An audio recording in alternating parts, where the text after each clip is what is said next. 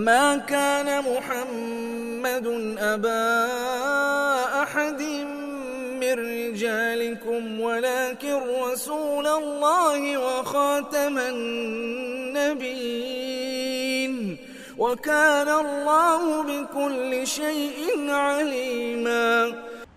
Ma kana Muhammadun aba ahadim mir rijalikum.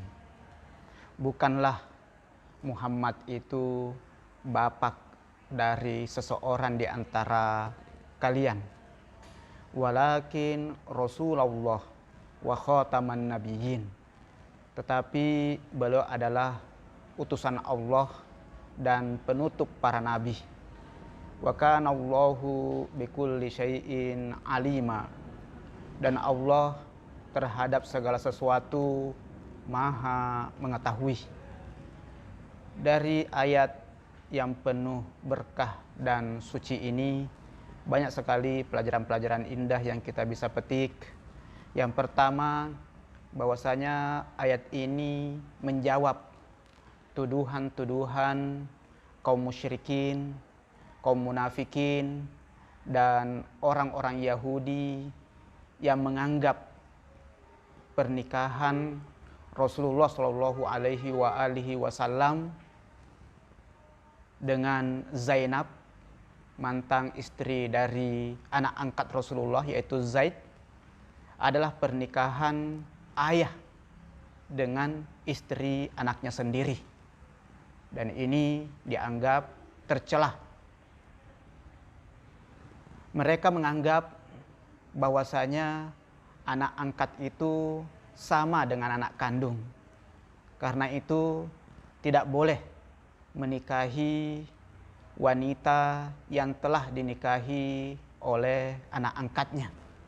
Tetapi ayat ini jelas ya membatalkan tuduhan tersebut dan sekaligus membatalkan tradisi ya jahiliyah yang ada pada saat itu, dengan menyatakan bahwasanya tidak ada ya masalah ya, seseorang menikahi mantan istri dari anak angkatnya, karena pada hakikatnya anak angkat itu bukanlah anak kandung dan tidak memiliki hubungan darah ya sama sekali dengan bapak angkatnya.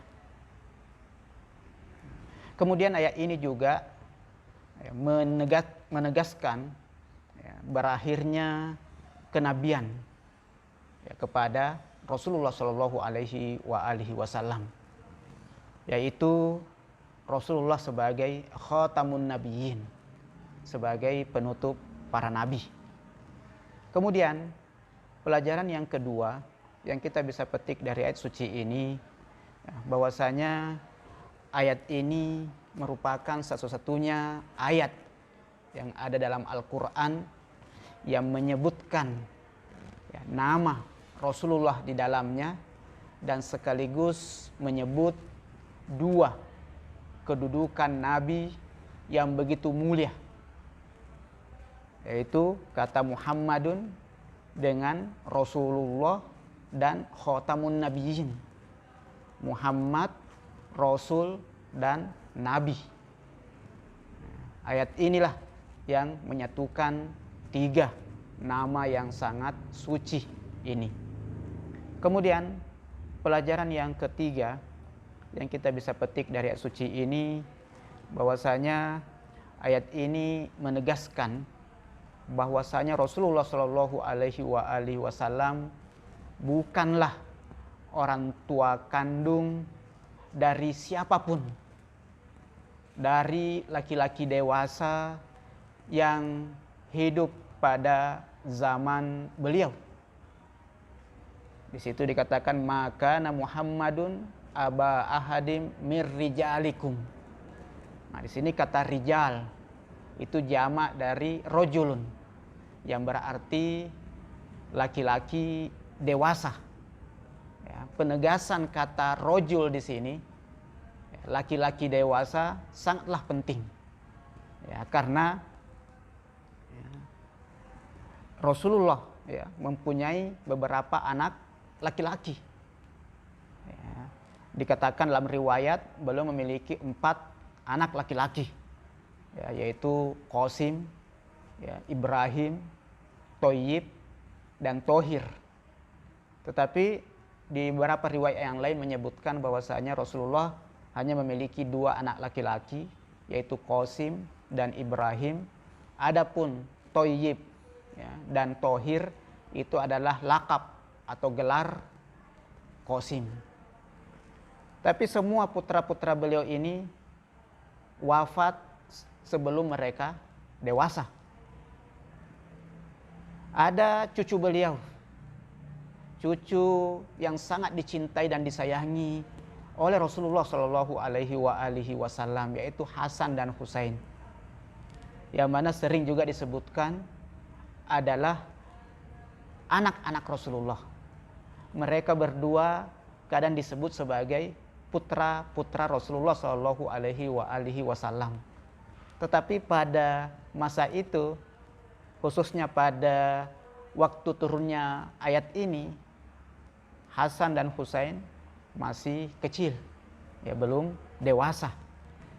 Ada anak beliau sampai dewasa, tetapi bukan laki-laki, wanita, yaitu diantaranya adalah, ya, Fatimah Az-Zahra. Kemudian ayat ini, ya, jelas, ya, menjelaskan bahwasanya, ya, tidak ada masalah, ya, terhadap pernikahan Rasulullah dengan Zainab, mantan istri daripada Zaid, karena Zaid itu bukanlah, ya, anak kandung dari Rasulullah Shallallahu Alaihi Wasallam. Bahkan ditegaskan di sini bahwasanya Rasulullah itu bukanlah bapak kalian, ya, wahai para laki-laki dewasa. Dan ini pun juga sekaligus membatalkan, ya, tradisi, ya, jahiliyah yang menyamakan anak angkat dengan anak kandung. Kemudian pelajaran yang keempat yang kita bisa petik dari ayat suci ini, bahwasanya ayat ini menjelaskan, ya, hubungan Rasulullah Shallallahu Alaihi Wasallam dengan umat manusia bukanlah hubungan ayah kandung dengan anak-anaknya, tetapi lebih dari itu, lebih dari sekedar hubungan ayah kandung dengan anak-anaknya, yaitu hubungan risalah dan hubungan khatimiyah, ya, yaitu hubungan risalah dan hubungan keabadian, ya, sebagai, ya, khatamun nabiyyin, ajarannya yang abadi, ajarannya yang sudah tidak diperbaharui lagi dan tidak disempurnakan lagi oleh nabi-nabi setelahnya. Jadi meniscayakan apa? Ajaran Rasulullah ini ajaran yang abadi sampai hari kiamat kelak. Jadi hubungan Rasulullah dengan umat manusia, hubungannya hubungan risalah dan hubungan keabadian, dan inilah hubungan yang sangat tinggi dan sangat istimewa, mengalahkan hubungan ayah kandung dengan anaknya. Hubungannya hubungan rohani, hubungannya hubungan maknawiyat yang sangat tinggi dan sangat agung dan mulia. Jadi hubungan, ya, sebagai Rasul, ya, dengan umatnya, ya, dan beliau sebagai khatamun nabiyyin, sebagai penutup para nabi, maka tidak ada lagi nabi setelahnya. Tidak ada lagi yang menggantikan Rasulullah Shallallahu Alaihi Wasallam menjadi penghubung antara manusia dengan Tuhannya, sehingga ada yang lebih dekat lagi dengan umat manusia selain daripada Rasulullah Shallallahu Alaihi Wasallam. Maka karena beliau adalah nabi terakhir, penutup para nabi, khatamun nabiyyin, maka beliau memaksimalkan perhatiannya, usahanya, bimbingannya untuk menjelaskan seluruh ya, yang dibutuhkan oleh umat manusia sampai hari kiamat, dengan penjelasan yang sangat teliti, penjelasan yang sangat detail, penjelasan yang sangat luas dan sangat mendalam, ya, dengan membimbing umat manusia dengan bimbingan yang sempurna. Maka dari sini kita bisa merasakan betapa agungnya Rasulullah Shallallahu Alaihi Wasallam, ya, dan begitu besarnya hubungan antara Rasul dengan, ya, umatnya. Kemudian pelajaran yang kelima yang kita bisa petik dari ayat suci ini, yaitu walakin Rasulullah wa khataman nabiyyin, ya. Tetapi Rasulullah Shallallahu Alaihi Wasallam adalah utusan Allah Subhanahu Wa Taala dan sebagai penutup para nabi. Nah, di sini membawa nama Rasul dan membawa nama Nabi, ya, Rasul dan Nabi. Rasulullah khatamun nabiyyin. Dalam ilmu logika, ya, hubungan antara Rasul dengan Nabi itu adalah hubungan umum wa khusus mutlakon, atau hubungan implikasi, yaitu semua Rasul adalah Nabi, tapi tidak semua Nabi adalah Rasul. Maka kalau dikatakan sebagai khatamun nabiyyin, ya, berarti otomatis penutup juga seluruh Rasul. Tapi kalau mengatakan, ya, khatamul Rusul, ya, maka belum tentu menjadi penutup, ya, Nabi, ya, karena Nabi lebih luas, ya, cakupannya daripada Rasul, ya. Atau dikatakan semua Rasul itu Nabi, tetapi tidak semua Nabi itu Rasul. Perbedaan paling inti antara Rasul dengan Nabi, ya, kalau, ya, Nabi itu, ya, mendapatkan wahyu dari Allah Subhanahu Wa Taala, tetapi tidak ada kewajiban baginya untuk mendakwahkannya kepada kaumnya atau kepada umat manusia, ya, mau menyampaikan atau tidak, ya, itu, ya, tergantung dari nabinya. Tetapi ketika ada orang yang datang bertanya kepadanya, maka dibimbing, ya, oleh nabi ini. Tetapi kalau Rasul menerima wahyu dan memiliki tanggung jawab dan kewajiban untuk mendakwahkannya, untuk menyampaikan kepada kaumnya ataupun kepada umat, ya, manusia. Ya, dan masih banyak lagi, ya, perbedaan antara nabi dan Rasul, tetapi di sini perbedaan intinya, ya, ibaratnya atau analoginya seperti misalnya dokter yang memiliki pengetahuan tentang kesehatan, tetapi dia tidak, ya, buka praktek ataupun dia tidak mengobati, ya, atau tidak mencari pasien, ya. Dia ketika ada orang yang merujuk kepadanya dia obati, tetapi ketika tidak ada, ya, juga tidak, ya, dia mencari, ya, tergantung dari dokternya. Tetapi ada juga dokter yang mana memang mencari pasien, berusaha menyembuhkan, ya, orang-orang yang sakit, keliling, ya, mencari orang sakit dan berusaha untuk menyembuhkannya.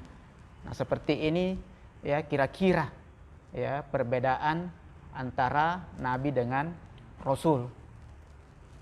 Maka, ya, sekali lagi tadi, kalau khatamun nabiyyin berarti sudah pasti khatamul mursalin. Tetapi kalau khatamul mursalin belum tentu, ya, khatamun nabiyyin, karena hubungannya dalam ilmu logika hubungan implikasi, atau umum wa khusus mutlakon. Kemudian pelajaran yang keenam yang kita bisa petik dari ayat suci ini, yaitu dari kata khotam. Khotam yaitu penutup atau akhir sesuatu, ya. Asal katanya dari khotm, ya, ya, khatamun. Ya, kadang diartikan sebagai batas akhir. Ya, batas akhir sesuatu. Makanya kalau membaca Quran sampai terakhir dikatakan khatam Quran. Ya. Kemudian kadang juga diartikan sebagai stempel atau akhir, ya, sebuah surat atau jaminan, ya, kebenaran sesuatu. Nah, itu ya saya memaknai dengan ya khatam. Ya, jadi orang dahulu itu ya sampai sekarang masih ada, ya, kalau ingin menutup ya surat, menyimpan di dalam amplop, ya, atau misalnya menutup botol atau ya wadah-wadah bejana, tempat makanan atau tempat minuman, atau bahkan menutup pintu kemudian dikunci, ya, mereka menempelkan sesuatu, ya, di amplopnya atau di botolnya atau di ya gembok pintunya, ya, menempelkan tanah, ya, kering, kemudian dikasih tanda, ya, sebagai bukti nanti ketika ternyata segel itu rusak, ya, berarti sudah ada yang membuka sebelumnya. Jadi mensegel, ya. Nah, itu mereka istilahkan sebagai ya khatam. Ya. Begitu pula juga ya mereka menggunakan istilah khatam ini ya untuk menjadi tanda, ya, kalau surat-surat ini benar dari seseorang. Makanya disimpan di akhir surat, ya, atau diistilahkan kita sekarang sebagai stempel, ya, sebagai bukti, ya, bahwasanya surat ini benar. Nah, itu disebut dengan ya khatam. Nah, adapun sekarang ya orang Arab menggunakan kata khatam untuk cincin, ya, bukan karena dari akar kata khatam itu memang ada ya arahnya kepada makna cincin. Tidak, tetapi orang Arab dahulu ya mereka gunakan cincin-cincin mereka untuk mengstempel, ya, sebagaimana arti ya awal daripada khatam itu, yaitu stempel. Dari cincin mereka jadikan sebagai stempel. Sebagaimana Rasulullah ya juga ya memiliki cincin yang beliau gunakan stempel.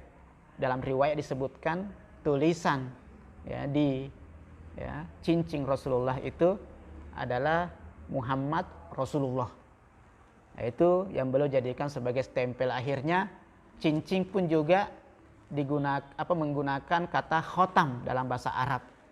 Bukan karena ya, dari awalnya memang bermakna cincin, ya, tetapi karena cincin digunakan untuk mengstempel, sementara stempel itu adalah khatam. Ya.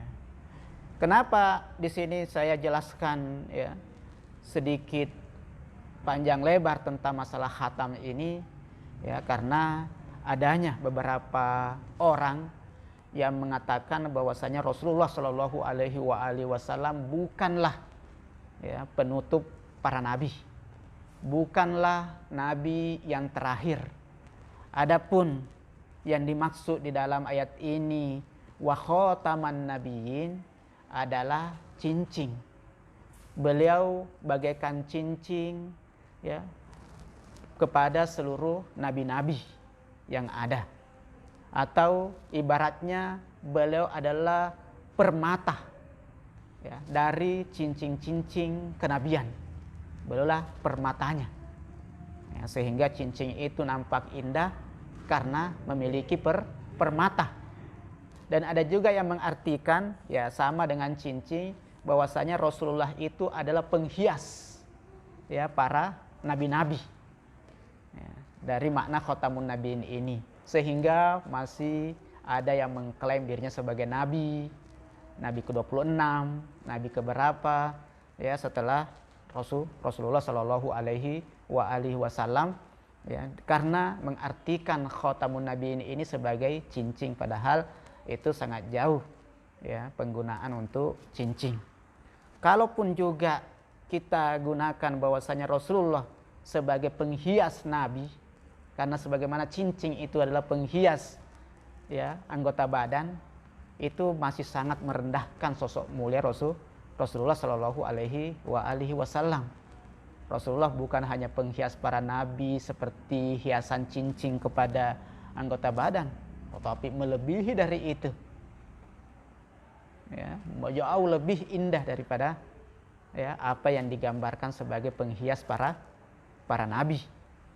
Apalagi di dalam ayat ini khatamun nabiyyin berada setelah Rasulullah. Ya, berarti menunjukkan makom khatamun nabiyyin ini adalah makom yang begitu tinggi. Ya, lebih istimewa ya daripada hanya sebagai Rasulullah. Nah, kalau tiba-tiba kita artikan sebagai hiasan saja para nabi, ya itu tidak terasa keagungannya Rasulullah sebagai khatamun nabiyyin di dalam ayat ini. Ya. Jadi jelas di sini, ya bahwasanya Rasulullah Shallallahu Alaihi Wasallam itu adalah nabi terakhir, ya penutup para nabi, dan tidak ada lagi nabi setelahnya. Kemudian pelajaran yang ketujuh yang kita bisa petik dari ayat suci ini, ya, bahwasanya ayat ini sangat jelas sekali ya mengatakan ya bahwasanya nabi itu atau Rasulullah Shallallahu Alaihi Wasallam adalah nabi yang terakhir. Tidak ada lagi nabi setelahnya. Dan ini menunjukkan ketinggian ya derajat beliau. Sebagaimana tadi sudah kita isyaratkan di sebelumnya. Ya. Dan masih banyak lagi ya ayat-ayat lain yang memperkuat ya bahwasanya Rasulullah itu adalah khatamun nabiyyin, penutup para nabi, berarti nabinya seluruh umat manusia sampai hari kiamat, karena sudah tidak tergantikan lagi oleh nabi berikutnya.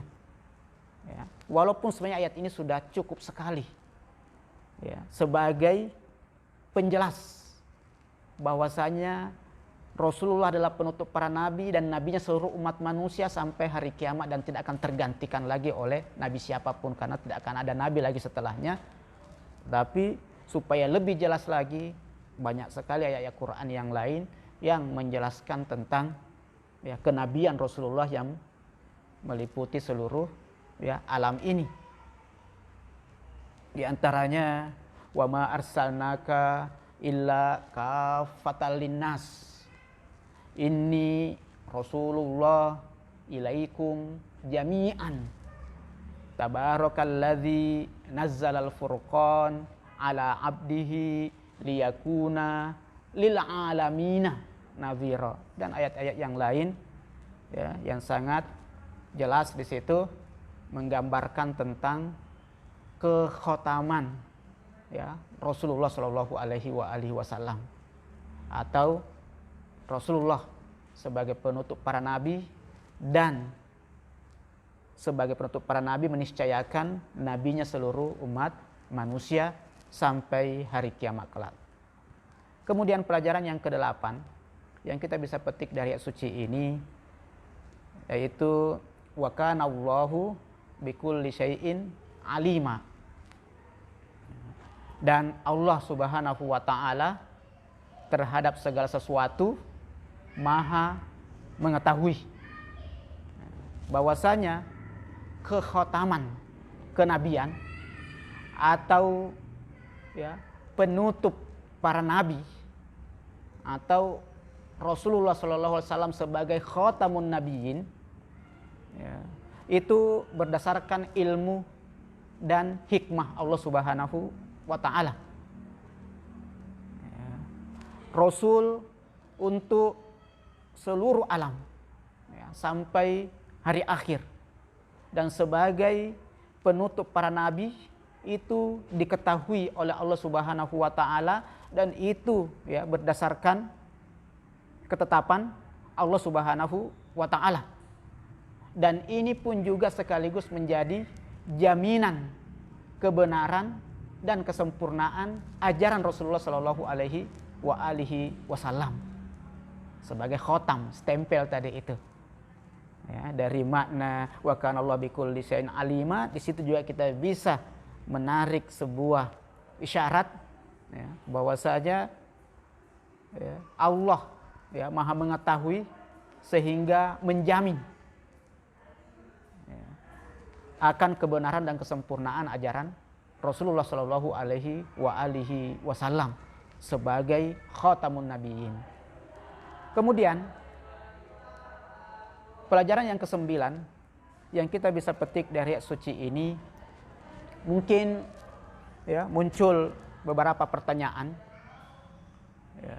Di antaranya ya, kenapa sih ya setelah Islam itu tidak ada nabi lagi?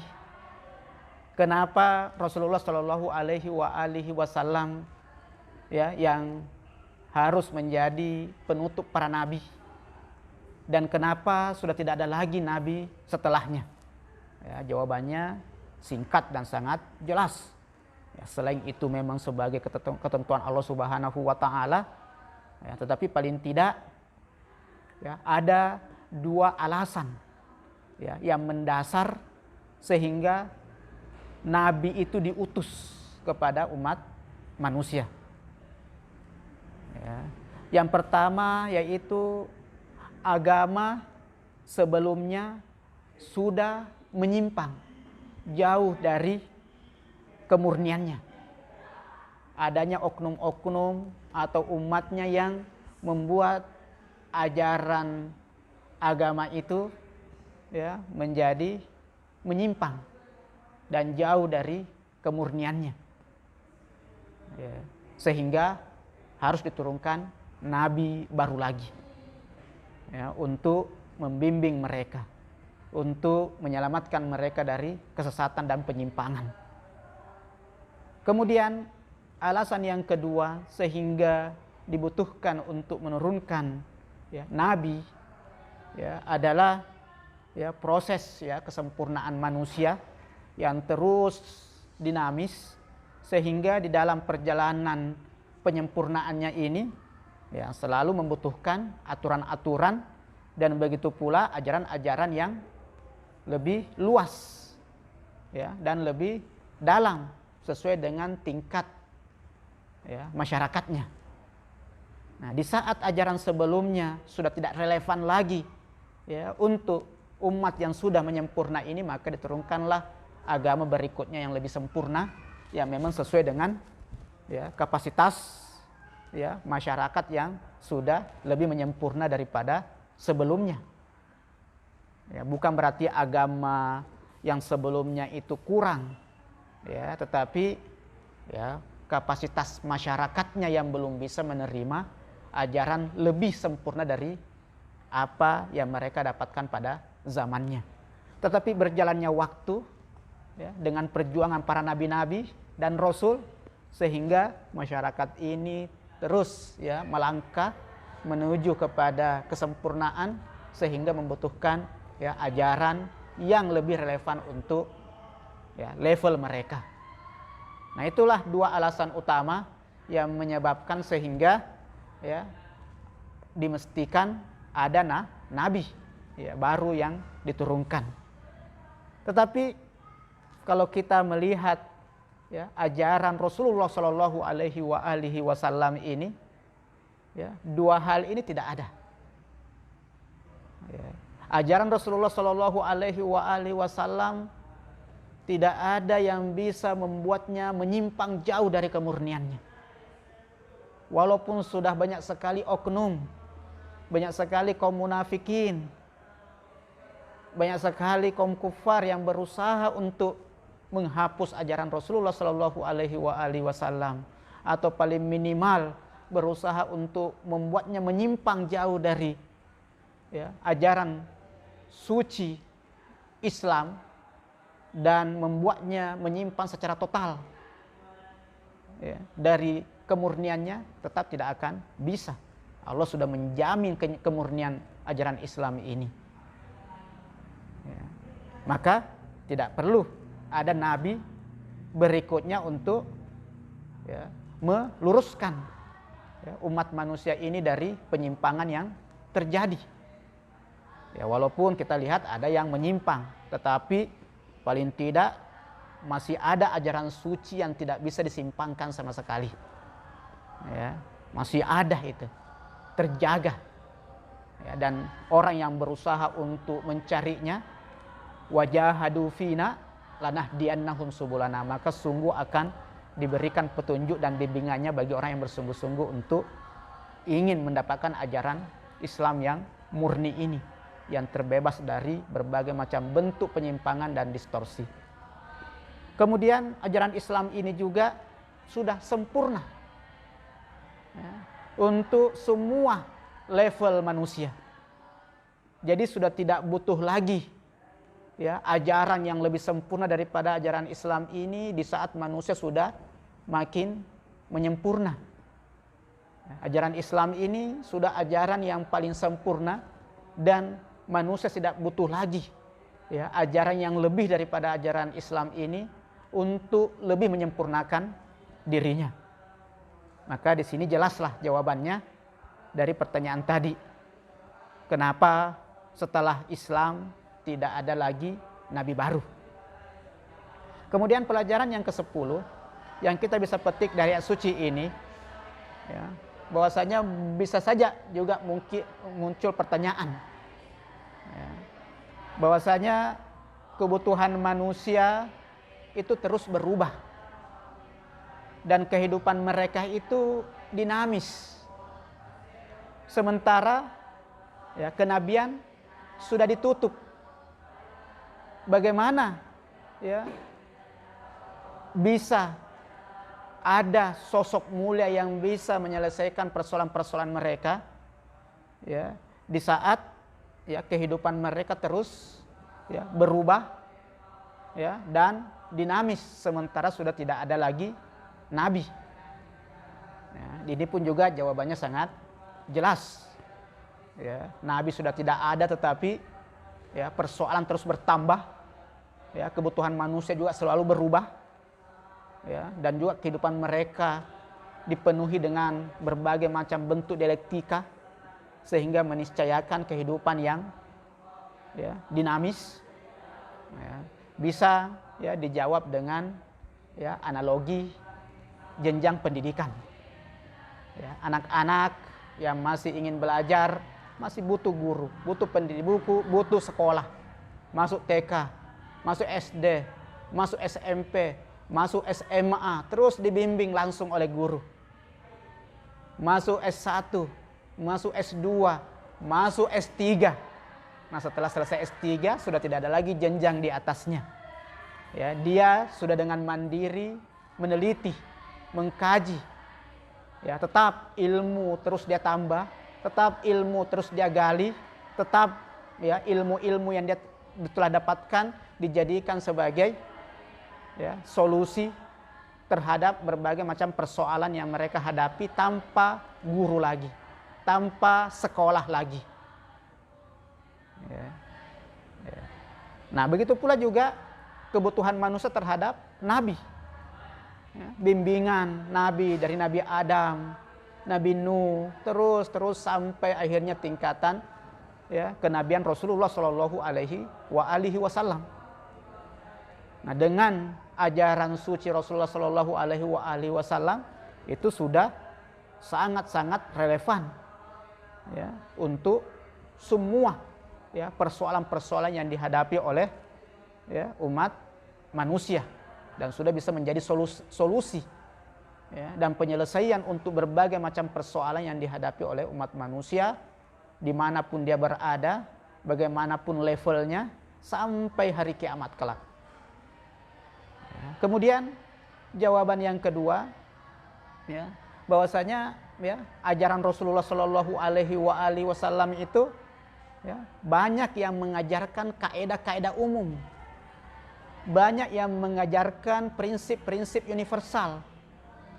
Ya, dengan kaidah-kaidah umum dan prinsip-prinsip universal itulah yang kita gunakan dalam penyelesaian berbagai macam persoalan dan kebutuhan yang dihadapi oleh umat manusia yang dinamis ini.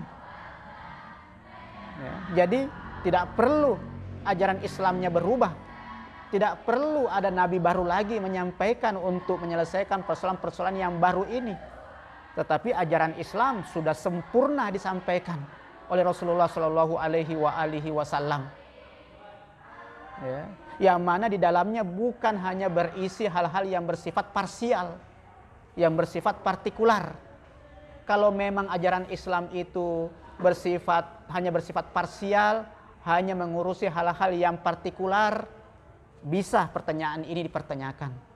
Tetapi realitasnya ajaran Islam dipenuhi dengan prinsip-prinsip universal, dipenuhi dengan kaidah-kaidah umum, yang mana persoalan-persoalan yang ada pada zaman kita sekarang ini dan begitu pula pada zaman berikutnya sampai hari kiamat itu adalah misdak, ya, atau ya sebagai ya partikularnya, ya, dari ya kaidah-kaidah kulli atau kaidah-kaidah universal yang telah diajarkan di dalam Islam, tinggal kita terapkan ya kaidah tersebut di dalam setiap persoalan yang dihadapi oleh umat manusia.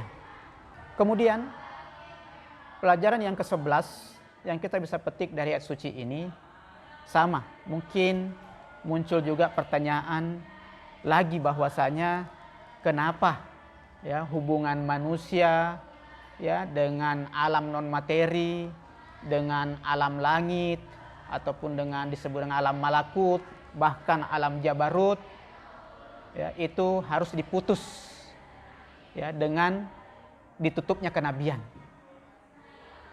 Karena yang diketahui nabilah yang menjadi penghubung ya manusia dengan alam non materi, dengan alam langit, ya, dengan alam malakut, ya, bahkan alam jabarut.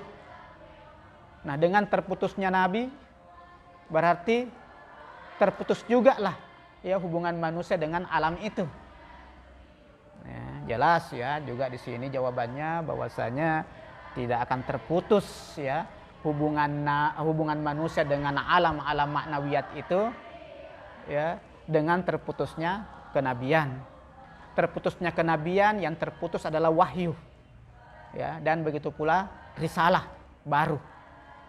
Ya, tetapi ya, manusia masih terhubung dengan alam itu ya dengan hubungan ilham. Ya, dengan cahaya ilahi.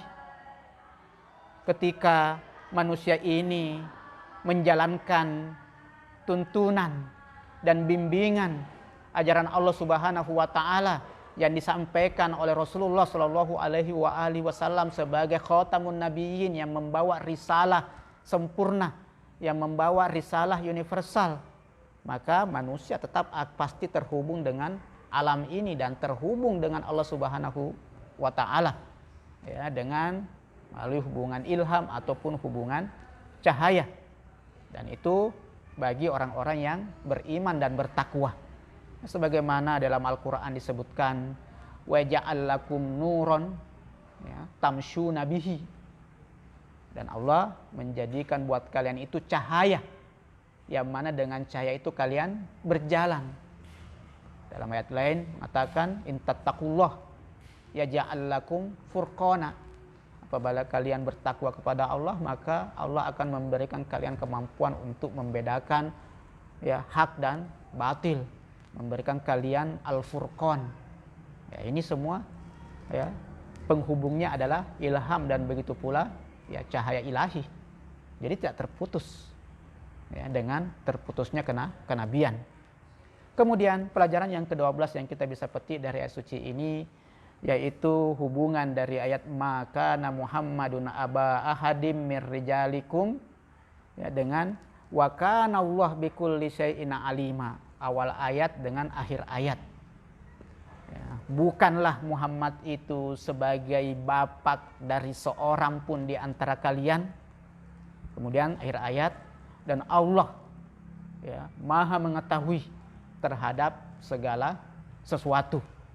Ini juga memberikan isyarat ya, bahwasanya ketiadaan ya, anak laki-laki beliau itu memiliki hikmah yang begitu banyak. Itu ya, dibawa wa kana Allah bikulli syai'in alima.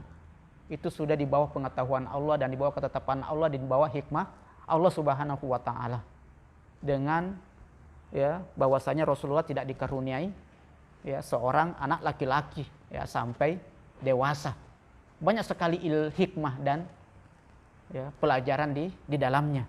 Tetapi paling tidak ya yang kita bisa rasakan di dalam ayat ini ya hikmah ketiadaan anak laki-laki Rasulullah Shallallahu Alaihi Wasallam ya, adalah ya, bahwasanya nabi-nabi dan rasul sebelumnya itu ya, ketika memiliki anak ya anak laki-laki, maka ada di antara mereka yang menjadi nabi ya, ada yang akan menjadi nabi kalau bukan anaknya cucunya ya, maka akan ada yang akan menjadi nabi.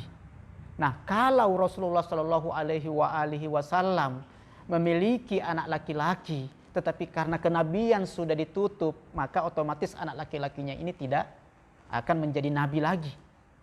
Ya, maka ini akan menjadi celah besar bagi pembenci Rasulullah, bagi pembenci Islam, bagi yang hasud kepada Rasulullah dan kepada Islam, untuk menjatuhkan derajat Rasulullah Shallallahu Alaihi Wasallam, untuk mengejek Rasulullah Shallallahu Alaihi Wasallam dan untuk merendahkan Rasulullah Shallallahu Alaihi Wasallam. Dan provokasi mereka ini ya bisa saja berpengaruh kepada sebagian ya kaum muslimin, khususnya kaum muslimin yang masih melihat hal-hal yang bersifat lahiriah, yang belum kokoh ya keimanannya ya, maka bisa saja terpengaruh. Sehingga ya, di antara hikmahnya dari sekian banyak hikmah, ya ini antara hikmahnya, bukan ini penyebab utamanya, tetapi di antara sekian banyak hikmah yang ada, ya, adalah menjaga kehormatan Nabi, ya, bahkan membuat Nabi tambah mulia di sini dengan ketiadaan anak, ya, laki-lakinya, ya, karena ketika ada laki-laki, ya, kalau nabi-nabi sebelumnya jadi nabi, tapi anaknya Rasulullah tidak jadi nabi, ya, maka itu hal yang bisa menjadi pemicu bagi para pembenci Rasulullah untuk merendahkan ya Rasulullah. Dan ini juga terjadi pada Bani Israel. Sebagaimana Nabi Isa alaihissalam diutus sebagai nabi terakhir, ya, sebagai penutup para nabi Bani Israel. Ya, maka di antara hikmahnya juga Nabi Isa tidak dikaruniai anak, bahkan dikatakan tidak menikah, karena dia adalah penutup nabi untuk Bani Israel. Dan Rasulullah Shallallahu Alaihi Wasallam penutup seluruh nabi dan seluruh rasul. Ya, maka itulah ya hikmah diantaranya kenapa Rasulullah tidak ya dikaruniai anak laki-laki sampai dewasa. Dan masih banyak hikmah-hikmah yang lain. Tetapi Rasulullah dikaruniai seorang putri ya, yang sangat mulia, yaitu Fatimah Az-Zahra. Dari situlah keturunan Rasulullah berlanjut sampai ya sekarang. Masih banyak lagi pelajaran indah yang kita bisa petik dari ayat suci ini. Ya, tetapi sekali lagi waktu sangat membatasi kita. Kita cukupkan sampai di sini. Wassallallahu ala Muhammad wa ali Muhammad. Wassalamualaikum warahmatullahi wabarakatuh.